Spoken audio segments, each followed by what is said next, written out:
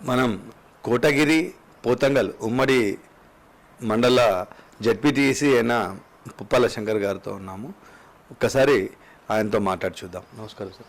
నమస్కారం అండి. సార్, మీ తల్లిదండ్రుల పేరు, మీరు ఎక్కడ చదువుకున్నారు, మీ నేటివిటీ ఎక్కడ? అంతే. మా తండ్రి పెద్ద బాజన్న, మా తల్లి కిష్టవ్వ, అది ఎగ్డోలి గ్రామం. నేను చదువుకున్నది 7th వరకు కారేగాం హై స్కూల్లో, తర్వాత 8, 9, 10 పోతంగల్ హై స్కూల్లో, ఇంటర్ చేసింది బోధన్ జూనియర్ కాలేజీలో, డిగ్రీ మధుమలంచ డిగ్రీ కాలేజీలో చేయడం జరిగింది. మీ రాజకీయ అరంగేట్రం ఎప్పుడు చేశారు? 83 టీడీపీ వ్యవస్థాపనప్పుడు నేను టీడీపీలో జాయిన్ కావడం జరిగింది. అప్పట్లో సభ్యత్వం కొరకు సైకిళ్ళ మీద గ్రామాన్ని తిరిగి మరి ప్రజలకు చైతన్యం చేసి టీడీపీని ఆ రోజుల్లో పార్టీ కార్యకర్తగా పనిచేయడం జరిగింది. ఎన్టీ రామారావు గారు ఏ పరిస్థితిలో మిమ్మల్ని కలవడం జరిగింది, మీరు ఎట్లా ఫీల్ అయ్యారు ఆయన కలిసి? ఆయన ఆజాన్మావుడు. అప్పట్లో ఒక ప్రజల్లో అవేర్నెస్ తీసుకురావాలనే ఒక ఉద్దేశంతో ఆయన పార్టీ పెట్టడం జరిగింది. మరి అప్పుడు ప్రజల్లో ప్రభుత్వం అంటే ఏంది, మరి ప్రజలకు ఆ ఎన్టీ రామారావు పార్టీ పెట్టిన తర్వాతనే ప్రజల్లో ప్రభుత్వం అంటే తెలిసి వచ్చింది. అలా ఎన్టీ రామారావుతో ఉంటూ మరి పార్టీలో పనిచేశాం. రైతు సమన్వయకర్తగా చేశారు కదా మీరు, అప్పుడు మీరు చేసిన పనులు ఎట్లా అండి? నేను వ్యవసాయమే చేస్తాను. ఈ ప్రాంతంలో రైతులు నాకు ప్రతినిత్యం మరి మంచి చెడు ఏదన్నా ఉంటే మేము డిస్కస్ చేసుకున్నప్పుడు రైతు సమస్యల మీద ఎప్పుడెప్పుడు స్పందించి పనిచేస్తాం. మా టీడీపీలో రైతు కార్యదర్శిగా మండల వ్యవస్థ వచ్చిన తర్వాత మా రైతు కార్యదర్శిగా పనిచేయడం జరిగింది. అప్పట్లో రైతుల అవేర్నెస్ వచ్చింది అప్పట్లోనే. అంటే ఈ అభివృద్ధి విషయంలో కానీ, రైతులకు సంక్షేమం కానీ, ప్రతి దాంట్లో మేము రైతులకు చైతన్యం చేస్తూ రైతు అభివృద్ధి కొరకు, ప్రజల అభివృద్ధి కొరకు పనిచేసినాం. తర్వాత టీడీపీ మండల సెక్రటరీగా పనిచేసింది కదా, అప్పుడు ఎట్లా ఉండే పరిస్థితులు? మండల్లో పార్టీ జనరల్ సెక్రటరీ చేయడం అది ఒక బాధ్యతతో కూడిన పని.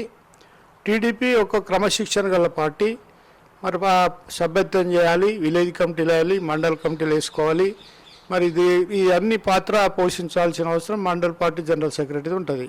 కావున అటు మా మండలంలో పార్టీని డెవలప్ చేస్తూ, అటు ప్రజా సమస్యల మీద పోరాడుతూ ప్రజలకు మేలు చేసే పనులు చేసినాం. ఈ మండల సెక్రటరీగా చేసిన తర్వాత మీరు ఏ పోస్టులలో కొనసాగుతూ ఇక్కడి వరకు వచ్చారు? నేను మండల పార్టీ జనరల్ సెక్రటరీ చేస్తూ 1987లో పోతంగల్ విశాల సహకార పరపతి సంఘంలో డైరెక్టర్గా గెలవడం జరిగింది ఫస్ట్ టైం. 87 నుంచి 2001 వరకు 3 పర్యాయాలు కూడా పోతంగల్ సహకార సంఘంలో డైరెక్టర్గా పనిచేయడం జరిగింది.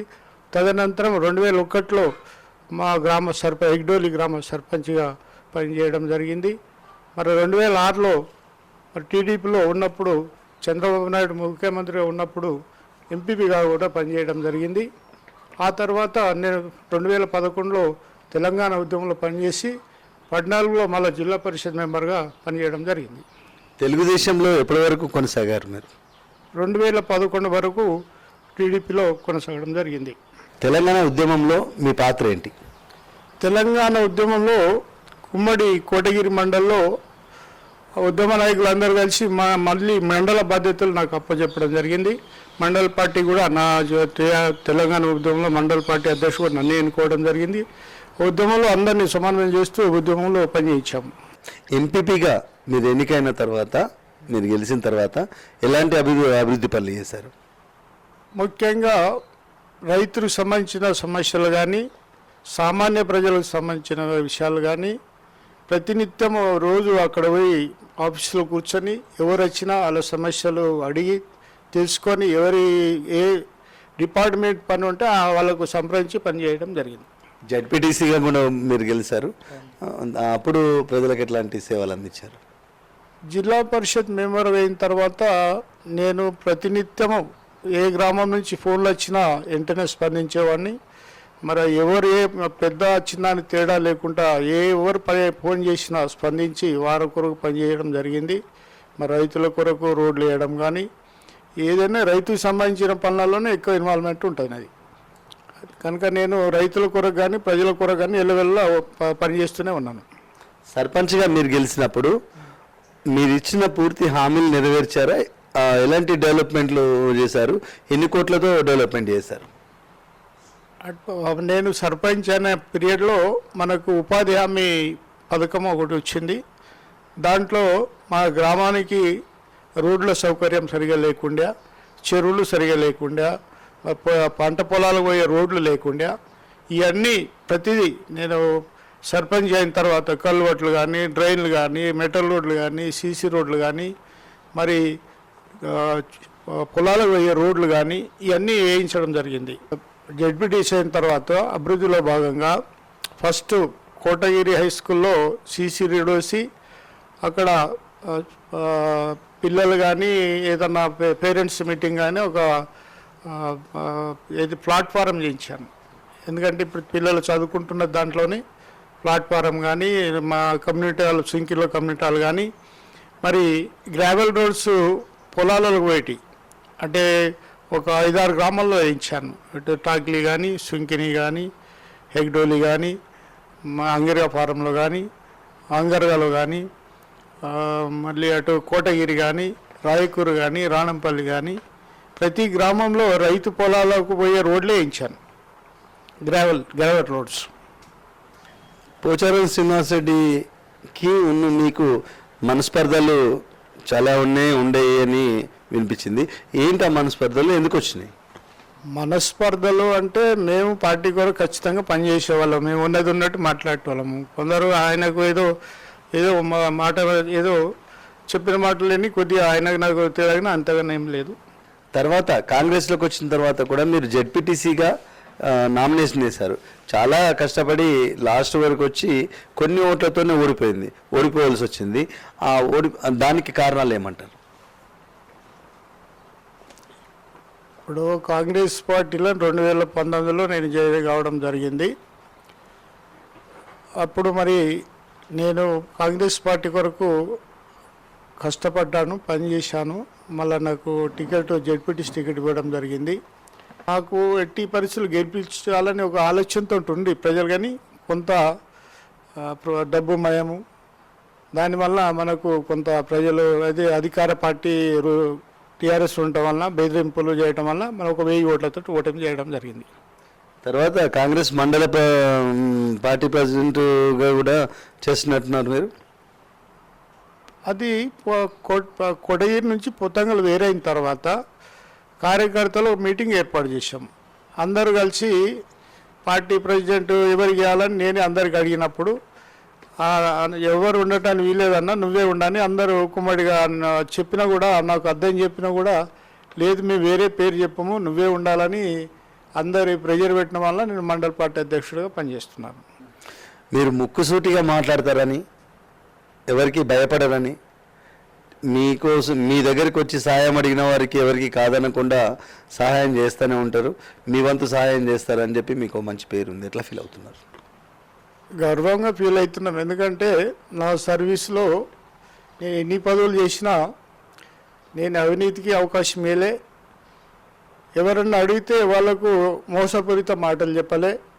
ఏ పని అడిగినా నాతో టైట్ ఉంటే ఏ డిపార్ట్మెంట్ వాళ్ళతో మాట్లాడి చేయించేవాడిని తప్పితే నాకు చాలా గౌరవంగా ఫీల్ అవుతున్నా. ఎందుకంటే మచ్చ లేకుండా నేను ఎక్కడ నా అవినీతి అక్రమాలకు పాల్పడకుండా ఎవరికి లొంగి పనిచేయలేదు.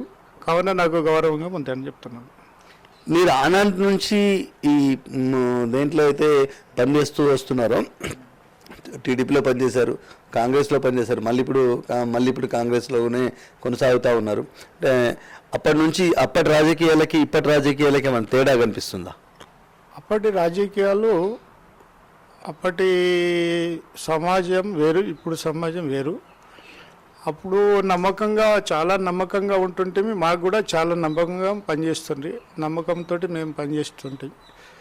మా గ్రామాలలో ఇప్పుడు మా మండలంలో తెలంగాణకు లాస్ట్ మండల్, అటు ఈ బార్డర్ ఒక 15 గ్రామాలు ఉన్నాయి మాంజరా బెల్ట్లో.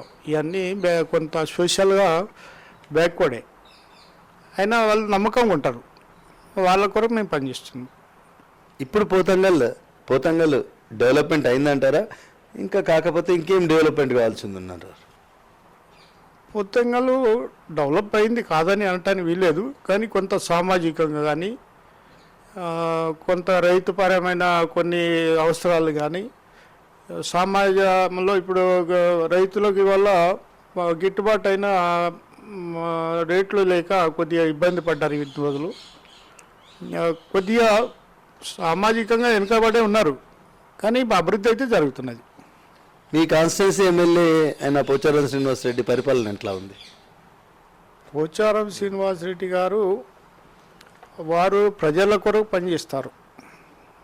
మేము కూడా ఆయనతో ఇన్ని ఏళ్ళు 25-30 సంవత్సరాలు పనిచేసినామంటే ఆయన ప్రజల కొరకు పనిచేస్తాడు. ఎప్పుడు ప్రతినిత్యం ప్రజలు చెప్పే మాటను గ్రహించి అది మనసులో పెట్టుకొని ఎప్పటికప్పుడు ప్రభుత్వంలో ఏ శాఖలో ఏముంది తెలుసుకొని ఆ పనులు చేయడానికి ప్రయత్నం చేస్తాడు. కనుక ఆయనతోటి మేము ముఖ్యంగా ఆయన ప్రజల కొరకు పనిచేస్తారు కనుకనే ఆయన కూడా ఉన్నాం. రేవంత్ రెడ్డి గారి నాయకత్వం ఇప్పుడు ఎట్లా ఉంది? రేవంత్ రెడ్డి గారి నాయకత్వం చాలా బ్రహ్మాండంగా ఉంది. ఎందుకంటే ఈ గడిచిన 10 ఏళ్లలో ప్రజాస్వామ్యాన్ని కూనీ చేయడం జరిగింది. ప్రజాస్వామ్యాన్ని కాపాడాలన్న ఉద్దేశంతో ఇవాళ తాపత్రయపడుతున్నది రేవంత్ రెడ్డి గారు. మరి ఆయన వచ్చిన సంవత్సరంలోనే 6 గ్యారెంటీల్లో ఇప్పుడు 4-5 అమలు చేయడం జరిగింది. అంటే ఎంత క్లిష్ట పరిస్థితులు అంటే ఇవాళ బడ్జెట్ లోటు బడ్జెట్, దాంట్లో ప్రభుత్వాన్ని నడపాలి, ఈ పథకాలను ఇంప్లిమెంట్ చేయాలంటే చాలా కష్టంతో కూడిన పని. మంత్రివర్గం కానీ ఆయన కానీ తెలంగాణ కొరకు గట్టి పనిచేస్తున్నారని నేను భావిస్తున్నాను.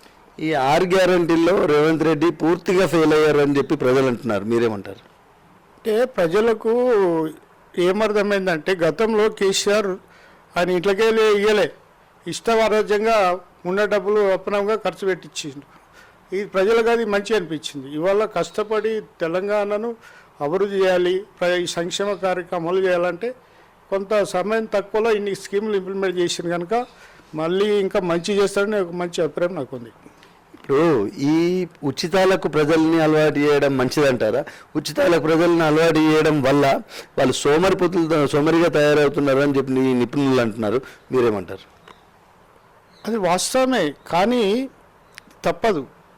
ఇప్పుడు టీఆర్ఎస్ ప్రభుత్వం వచ్చే హామీలు ఇచ్చాయి, ఇప్పుడు దానికన్నా ఎక్కువ హామీలు ఈయన ఇచ్చిండు. మన ఆదాయాన్ని బట్టి మనము అభివృద్ధిని ముందు దృష్టిలో పెట్టుకొని అన్నీ చేయాలి, కానీ ఈ తప్పని పరిస్థితి ప్రజల్లో అట్లా వచ్చింది. మీరు అనేది కొంత నిజమే కావచ్చు, కానీ పరిస్థితులు అట్లా మనకు ఉంది అన్నట్టు, అందుకొరకు చేయాల్సి వచ్చింది అట్లా. ఇప్పుడు ఈ 10 సంవత్సరాల కాలంలో టీఆర్ఎస్ పరిపాలించిన కాలంలో కానీ అంతకుముందు ఇప్పుడు ఎన్నో వేల లక్షల కోట్ల అప్పుల్లో ప్రభుత్వం ఉంది, ఈ రాష్ట్రం ఉంది. ఈ రాష్ట్రం అట్లా ఉండగా ఇంకా 6 గ్యారంటీలు అవి ఇవి అని చెప్పి ఉచితాలు తీసుకొస్తారని చెప్తే డబ్బు ఎక్కడి నుంచి వస్తుంది? వచ్చిన అప్పుల్ని ఎవరి మీద మోపుతారు? ఎటు నుంచి తీస్తారు దాన్ని? అది ప్రభుత్వ అంతర్గత విషయాలు, మనం అంత చెప్పలేము కదా ఈజీగా. అది ప్రభుత్వం ఆదాయంని దృష్టిలో పెట్టుకొని మరి ఈరోజు హామీ ఇవ్వడం జరిగింది, కానీ అక్కడ పొరపాటు ఏం జరిగిందంటే 7 లక్షల కోట్లు బాకీ అయింది, ఎవరికి తెలియదు అది. ఇప్పుడు దాంట్లో ఈ కాంగ్రెస్ ప్రభుత్వం వచ్చినాక చాలా తర్జనబడి మరి ఈ స్కీమ్ని ఇంప్లిమెంట్ చేస్తారు. మీరు అనేదాన్ని వాస్తవం, కానీ తప్పని పరిస్థితుల్లో మరి ఇవన్నీ స్కీమ్ ఇంప్లిమెంట్ చేయాల్సిన అవసరం వస్తుంది. అట్లా మీరు ఎమ్మెల్యే టికెట్ ఆశించిండ్రు, అక్కడి వరకు వచ్చిండ్రు అని తెలిసింది. అది ఎందుకు రిజెక్ట్ అయింది? మీరు ఆశించింది వాస్తవమేనా? నేను ఆశించేం లేదు, కానీ ఎవరెవరో పనికిరాని వాళ్ళందరూ బయోడేటాలు ఇచ్చారు.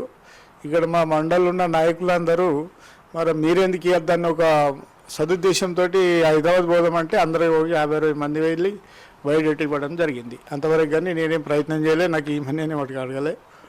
అది అధిష్టానం నిర్ణయం ఎవరికి ఇస్తే వాళ్ళకు పనిచేసినాం. ఇక ముందు మీ కార్యాచరణ ఏంటి? కార్యాచరణ ఏంటంటే మా సర్వీస్ అంతా ప్రజలు చెప్పిన పని చేయడమే. ఆ తర్వాత పార్టీ ఎట్లా చెప్తే అట్లా మేము కట్టుబడి ఉంటూ ప్రజా అవసరాల కొరకు మేము ఎప్పుడూ వెళ్ళి పనిచేస్తాం. అదే నా ముఖ్య కార్యాచరణ.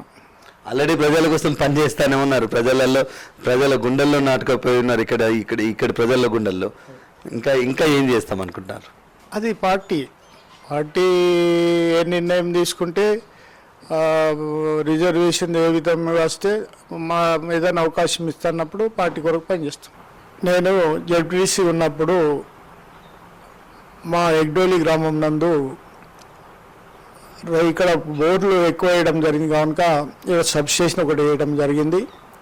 ఈ ప్రాంతంలో బ్యాంక్ సౌకర్యం లేకుండా ఇక్కడ గ్రామీణ బ్యాంక్ కూడా ఒకటి ప్రజల కొరకు తెచ్చి ఇక్కడ ప్రజా అవసరాల కొరకు ఇనాగ్రేషన్ చేయడం కూడా జరిగింది.